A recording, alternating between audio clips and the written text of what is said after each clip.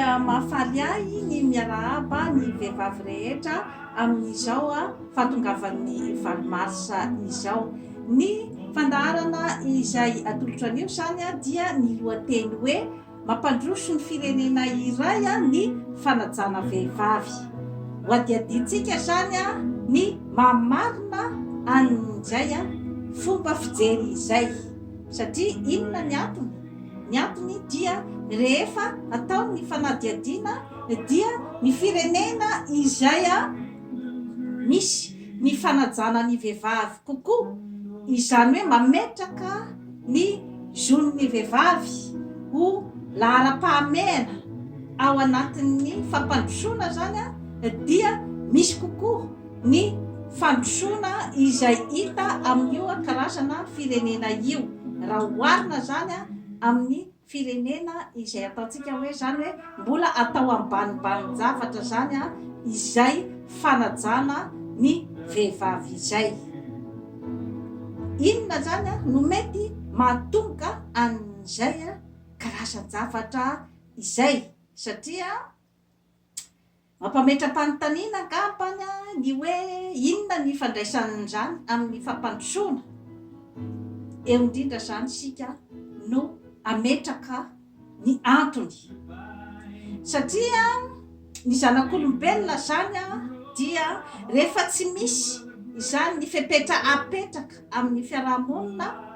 dia izay no mahatonga ny ataontsika hoe zany hoe baranany na ny hoe adiny besandry ozy izy ny fitenenana na ny loi de la jungle. Rehefa tsy misy zany ny zavatra mamepetra ao amin'ny fiarahamonina dia mazava ho azy fa izay matanjaka no mametraka ny didy izay tiany apetraka amin'ny fiarahamonina. Mazava dia mazava izay zavatra zay, ka ny aty amin'ny tany vaventy toy ny Amerique du Nord ohatra zao dia nandalo amin'izany periody izany koa ny taty, izany hoe tamin'ny mbola tsy napetrapetraka zany io karazana zon'ny vehivavy io dia maro ny baranany izay nitranga tamin'ny tany mandroso ohatran'ny tony Amerique du Nord itony, dia niainan'ny vehivavy zany atao hoe violence conjugale zany niainan'ny vehivavy nitsindry azo lena amin'ny lafiny rehetrarehetra mihitsy ary dia taloha ny vehivavy zany dia tsy nahazo ny fidy, taloha tsy nahazo ny lazan'ny heviny, ary dia nisy ny karazana zany hoe fanambakana amin'ny endriny maro samihafa mihitsy zany natao tamin'ny vehivavy. Inona ny antony zany dia satria eritreretina zany izy hoe fanaka malemy tamin'izany andro zany. Eo zany no nahatonga ny mpandinika, satria raha ohatra ny tany vaventy tonga amin'izao toerana misy azy izao dia noho ny asan'ny mpandinika. Misy foana zany ny azy ny olona manao fandinihana momba ny fiarahamonina ao amin'ny sosiete anankiray, satria inona moa no tadiavintsika eto ambonin'ny tany dia samy mba teo sambatra daholo ary samy mba te hiaina ao anatin'izany atao hoe karazana filaminantsaina izany. Ka izay no antony mampisy an'ireny mpandinika ny fiarahamonina ireny dia napetrany ny atao hoe sosiolojia, napetrany ny atao hoe psikolojia. Izany hoe io psikolojia io zany dia mbola karazana zany hoe tsy de mbola eken'ny tany andalam-pandrosoana ohatran'ny Madagasikara zany ny tena hoe fiasan'io taranja iray io, satria raha vao miresaka hoe psikology zany ny any amin'ny tany andalam-pandrosoana ohatran'ny Madagasikara ohatra dia tonga dia avy ao an-tsaina zany dia hoe olona dala. Raha vao hoe andeha hamonjy psikology zany dia olona dala. Izay zany no tonga dia ao anatin'ny sain'ny rehetrarehetra dia atao ambani-javatra zany ireny karazana taranja ireny, kanefa dia aty amin'ny tany vaventy dia ireny no mampilamina ny fiarahamonina satria izay hoe rehefa misy izany nitsindry azo lena atao amin'ny karazan'olona izay eritreretina fa malemy eo amin'ny fiarahamonina dia mety isy ny fiatraikan'izany eo amin'ny filaminan'ny fiarahamonina satria rehefa misy olona anaovana tsindry azo lena dia tadidio fa olombelona iny manam-panahy manatsaina ary manam-batana ary mahafantatra ny atao hoe mangirifiry mahafantatra ny atao hoe maharary amin'ny fiainana ary mahafantatra ihany koa ny atao hoe tsy rariny ka mieritreritra zany indraindray ny matanjaka fa hoe rehefa manao zavatra tsy mety amin'izay eritreretiny fa malemy eritreretiny satria efa nazavaiko teto amin'ny fandarana zany foresanteny hoe manana pouvoir daholo ny olombelona rehetra eto ambonin'ny tany izay no antony hitandremana sy andinihana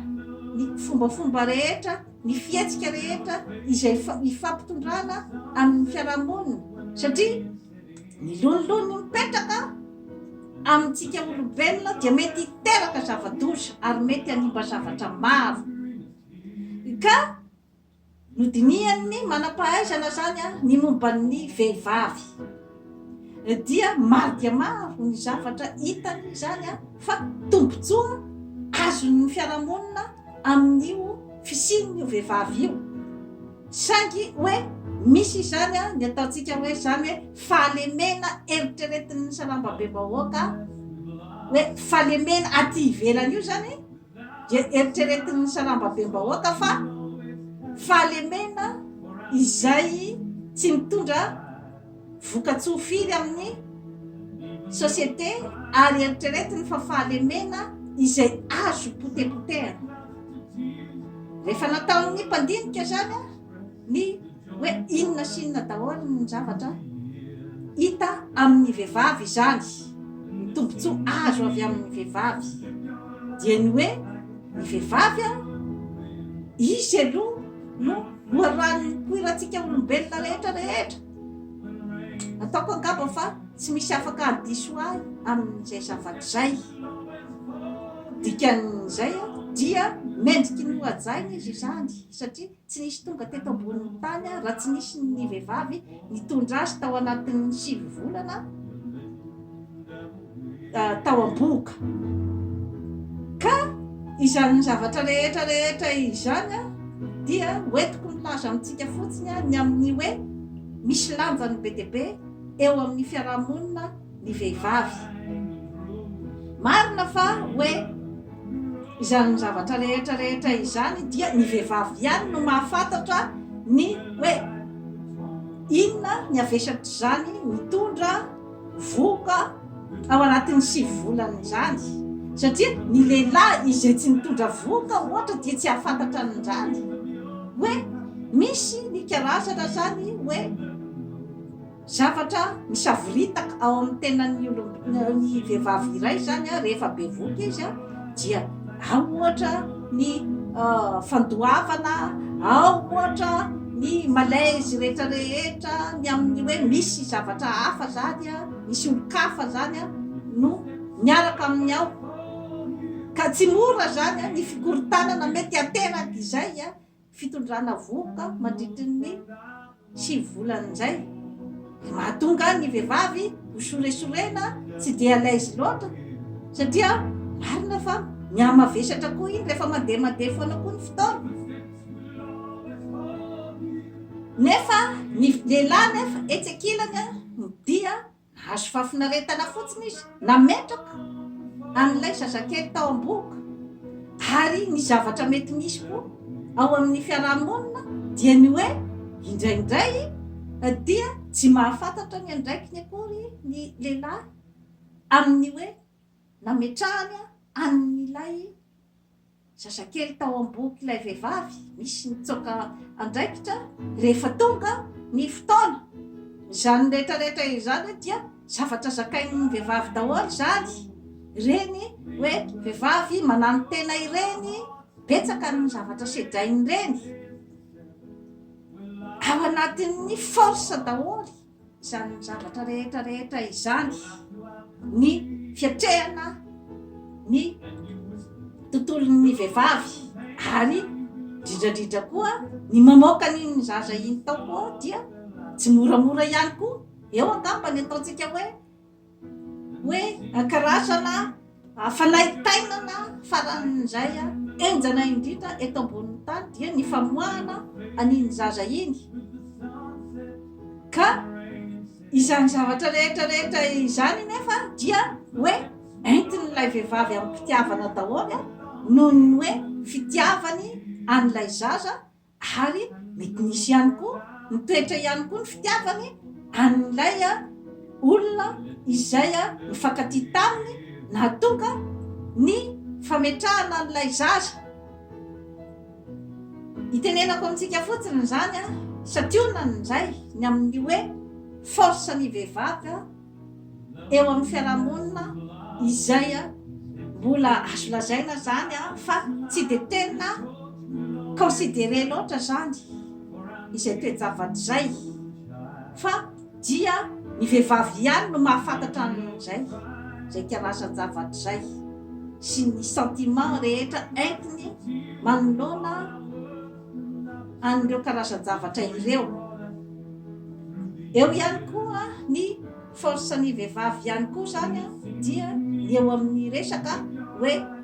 filaminana ny vehivavy zany no mitondra bebe kokoa zany ny ataontsika hoe filaminana zany eo amin'ny fiarahamonina amin'ny ankapobeny zany raha ohatra ka misy ihany koa nefa ny hoe ny karazana vehivavy ihany koa izay mety ihany koa anakorotana ihany koa ny fiarahamonina amin'ny alalan'ny karazana manipulation isan-karazany ka manana pouvoir betsaka zany ny vehivavy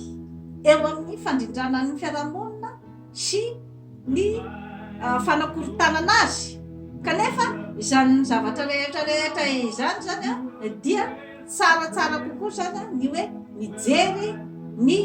lafiny pozitifa zany mba anatsarana zavatra ka ny vehivavy zany dia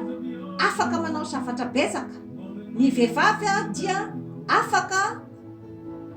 misahana zavatra maro izy na dia atao ara hoe zany hoe miasa izy dia mbola afaka ihany koa izy zany mikarakara tokantrano mbola afaka ihany koa izy zany mikarakara zavatra maro eo amin'ny fiarahamonina maro dia maro zany ny zavatra azon'ny vehivavy atao raha ohatra hoarina amin'ny lehilahy zany ny lehilahy zany izy tsy afaka tena hoe manao zavatra betsaka loatra izy zany fa rehefa mifatoka ato amin'ny toejavatra anankiray zany ny saina dia mifatoka bebe kokoa ao zany ka fikaroana daholo ihany no nahitana an'izany zavatra rehetrarehetra izany ny vehivavy no ravaky ny fiarahamonina ravaky ny tokantrano satria dia ny fisian'ny vehivavy ao an-tokantrano no miteraka ny karazana hafaliana maro samihafa izay mitoetra ao an-tokantrano ny fisian'ny vehivavy no mitondra ny karazana fifaliana sy ny enthousiasme amin'ny fiarahamonina tsy azontsika lavina zay zavatra rehetrarehetra izay ary ny vehivavy no manana bebe kokoa zany ny ataontsika hoe karazana intelligence émotionnelle izany hoe izay mandeha bebe kokoa zany any amin'ny fahaiza miaina ary ny lehilahy zany azy any amin'ny intelligence rationnelle any zany no bebe kokoa ny azy intelligence rationnelle zany dia ny hoe farany hitatsaina amin'ny fiainana andavanandro amin'ny hoe taranja ohatra taranja ianarana any am-pianarana na ny resaka fanatotosana zavatra iray ohatra projet ohatraohatran'izay dia ny lehilahy zany any amin'izay karazana intelligence rationnelle izay any zany no bebe kokoa ny azy, fa atao amin'ny intelligence émotionnelle zany dia ny vehivavy no tena manana bebe kokoa zany amin'izay karazan-javatra zay. Dia eo ihany koa zany ny hoe qualité hafa koa zany izay hoe ananan'ny vehivavy dia manana karazana fahaiza-mandinika bebe kokoa ny olona manodidina azy, ny fiarahamonina zany ny vehivavy, ary manana ihany koa ny atao hoe souplesse na ny fandeferana amin'ny toe-javatra izay mitranga amin'ny fiainana noho ny hery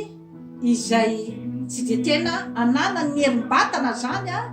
dia manana zany ny vehivavy ny karazana hoe atsara-panahy bebe kokoa zany noho ny lehilahy. Zavatra hita amin'ny fiarahamonina zany hoe malefaka kokoa zany, malefaka kokoa zany ny vehivavy raha oharina zany amin'ny lehilahy amin'ny fiainana andavanandro. Inona zany no azontsika hoe hofitinina amitinana zany amin'izay karazan-javatra rehetra izay hoe ananan'ny vehivavy izay, dia hoe misy zavatra entiny betsaka zany ny fisian'ny vehivavy ao amin'ny fiarahamonina, nefa zany dia matetika zany io zavatra io dia ohatriny hoe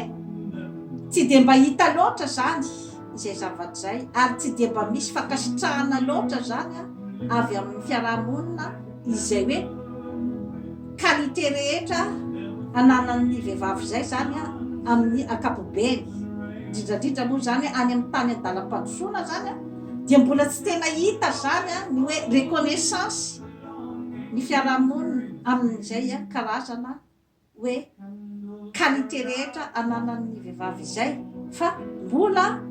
alefa any amin'ny lehilahy daholo zany ny karazana fankasitrahana rehetra, raha ohatra ka naomby ny projet, raha ohatra ka naomby ny vinavina rehetra natao amin'ny momba ny tsi na ny momba ny ry, de na de nisy ara ny vehivavy avy ao ambadika nanoana an'izay zavatra rehetrarehetra izay dia tsy de mba voatonona loatra zany ny vehivavy. Eo indrindra mantsy zany no idirako zany ny amin'ny hoe tokony ijerena kaiky zany ny momba n'izay zavatra zay mba anomezana toerana ny vehivavy, izany hoe anomezana ny hajany ao amin'ny fiarahamonina, satria raha ohatra ka mbola betsaka loatra ny violence conjugale, mbola betsaka loatra ny fanambaniana vehivavy dia ny dikan'izay zany dia mbola tsy tsapan'ny fiarahamonina zany ny tena hoe lanjan'ny vehivavy. Idirako ny eo amin'ny hoe resaka violence conjugale, mila jerena ihany koa hoe inona no tena antony ny fanambaniana ny vehivavy sy ny violence conjugale. Io dia karazana akanosana eo amin'ny lehilahy izay manao io karazan-javatra io, ny akanosana ao aminy zany dia ohatrany hoe ny fahatahorana ny izay hoe herin'ny vehivavy zay, izay hoe force ny vehivavy izay zany, dia misy karazana hoe tahotra zany any amin'ilay lehilahy ny amin'ny hoe andeha idepasy ty vehivavy ty, na andeha anitsakitsaka ty vehivavy ty, izao zany no manjary ho ambaniny izy ariam-boliko, izay zavatra zay zany no ohatrany hoe misavoritaka ao anatin'ny sain'ny lehilahy anankiray dia mahatonga azy zany hanao ny fihetsika fanampepona ny maha-olombelona, ny fikasihan-tanana sy ny herisetra amin'ny endriny maro samihafa, ka izay karazana pouvoir amin'ny vehivavy zay zany no mbola tsy eken'ny lehilahy, ny akamarozan'ny lehilahy zany, ka mahatonga azy zany izay tahotra ho amin'izay zany no mahatonga azy manao an'ilay herisetra mba entina hanapepona an'ilay vehivavy. Kanefa dia tsy mitondra makaizy izay vahaolany tsy mitondra makaizy, satria raha ohatra ka potepotehanao ary zany ilay vehivavy, kanefa dia mety ho zavatra betsaka no hoentiny amin'ny alalan'ny talentany, amin'ny alalan'ny valeur rehetra izay ananany, mety hitondra zavatra betsaka ho an'ny fiainan'ny mpivady, ho an'ny tokantrano iray, ho an'ny firenena, ny fananan'ny vehivavy anankiray potentiel. Kanefa raha ohatra ka ho potehana zany izay zavatra zay na ho pepona, dia betsaka ny mety ho vokadratsin'izay. Ary indrindrandrindra koa raha ao an-tokantrano, ny ankizy dia ho fadiran'ovana manoloana ny ikarazana herisetra amin'ny endriny maro samihafa. Io dia tsy maka lavitra tsika fa hoe maka exemple na toe-javatra anankiray fotsiny amin'ny fiainana. Raha ohatra ka misy voninkazo eo, dia inona no tokony ho réaction'ny olona iray izay ataontsika hoe zany mandinika, manam-panahy. Raha mahita voninkazo ao an-trano, voninkazo tsara tarehy, inona no tokony ho réaction? Dia ny hoe mikojakoja an'io voninkazo, manondraka an'io, ary dia manao izay tsy hahafaty an'io mba hanome foana ny endriny mandavataona ny voninkazo. Izay angambany no eritreretiko fa hoe réaction normale, réaction ao anatin'ny fitiavana. Ary dia io voninkazo io dia andefa foana ny fofona mamerivero ao an-tokantrano, ary dia andravaka ny tokantrano. Ho an'ny réaction izay ataontsika hoe somary tsy normal, dia ny hoe fa ahoana izy ty zany, tao ty voninkazo ty foana ny jerijerevan'ny olona rehetra zay tonga ato, to tena manahirana izy ty zany, ny vahiny rehetrarehetra zay tonga ato dia toa revo mijery an'ity voninkazo ty, ho potepotehako ty fa tena manimba ny atmosfera, ary manjary izaho tompon'ilay voninkazo koa manjary tsy dia hitan'ny olona fa to ity foana no to hitany ato an-trano. Izay zao ilay réaction tsy dia normal zany, izany hoe ilay réaction ny olona iray izay mikatsaka foana ny hoe izy no tokony hanana ny toeram-boninahitra ao amin'ny fiarahamonina anankiray. Ka entiko fotsiny zany isariana ny saitsika izay zavatra rehetrarehetra izay, kanefa dia voninahiny ny fisin'ny voninkazo mahafinaritra ao anatin'ny trano, ary manome endrika azy koa azy izay tompon'ilay voninkazo hoe ahoana raha nanaovanao an'ity voninkazo ty, ahoana ny fomba nikarakarana azy ty, fa tena manitona sady tsara tarehy dia tsara tarehy ity voninkazo ty, ary mahasalama koa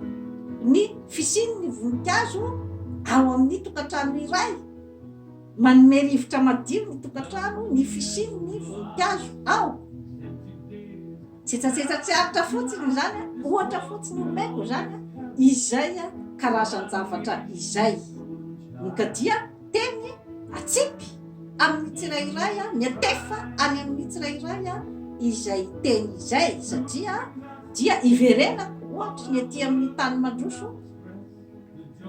ny kajiny manokana ny zon'ny vehivavy, satria hitany fa maro dia maro zany ny zavatra azo avy amin'ny vehivavy io raha ohatra ka omena ny toerana tokony hisy azy ny vehivavy ao amin'ny fiarahamonina anankiray,